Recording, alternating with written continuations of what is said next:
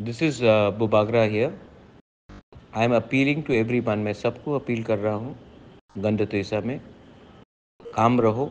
मैंने DGP police से बात किया है और उन्होंने मुझे अश्योरेंस दिया है कि जिन्होंने परमेश्वर रियांग को मारा है उनके खिलाफ सख्त से सख्त कार्रवाई होगा और उनको सज़ा भी मिलेगा।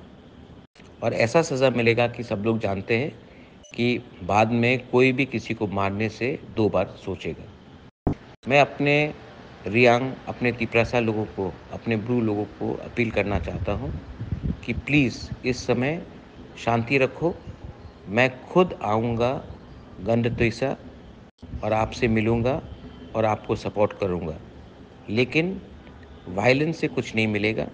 मैं खुद आ रहा हूँ, परिवार से मिलूँगा, उनको हेल्प भी करूँगा और आपको जस्टिस भी दूँगा, लेकिन अभी वायलेंस से कुछ नहीं मिलेगा।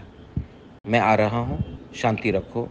आई will be there for my Tiprasa, for my Bru people all the time.